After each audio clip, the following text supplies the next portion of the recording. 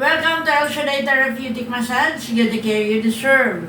Ang bago kong pasyente ngayon ay isang binatang-binata. Hapong-gapo. Ngayon lang dumating.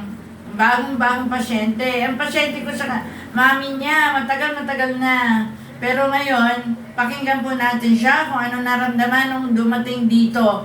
Kasi ito, after ng therapy na siya. Ayun, sasabihin niya yung dumating siya kung ano naramdaman niya. Pangalan, edad, sige. Okay, good morning po sa lahat ng subscriber ng Therapeutic Massage. Ako si Joshua Desdichado, 26 years old. Bago ako dumating dito, almost 1 month na sumasakit yung bato ko and lalo-lalo na yung sa likod ko. Then after ako mamassage ni Sister Net, using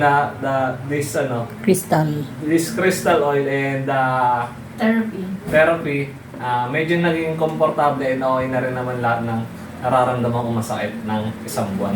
And maraming salamat nga pala kay Sister Net. Then kung sakaling may nararamdaman din kayo, pwede niyo po kontakin si Sister Net sa kanyang Facebook or sa YouTube account. Comment na lang po kayo dyan. Thank you!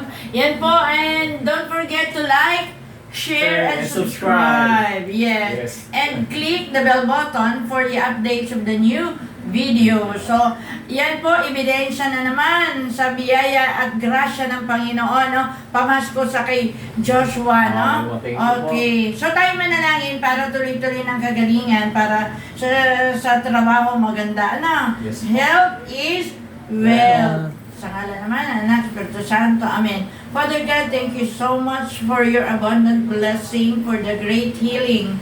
Tunay nga po na faithful ka sa lahat ng bagay. Kaya I will continue to vlog the goodness of God. Lord, i-bless mo si Joshua. Tapag alis, patuloy mo siya gabayan patubayan, ingatan sa kanyang hanap buhay, sa pagpasok at sa pag-uwi, at i-bless mo ang kanilang mga mamahal sa buhay. At ngayong Pasko, masaya, tagumpay si Joshua, pinagpala. Merry and prosperous New Year. In Jesus' name, Amen. Thank you. God bless us all. Thank you, Sister.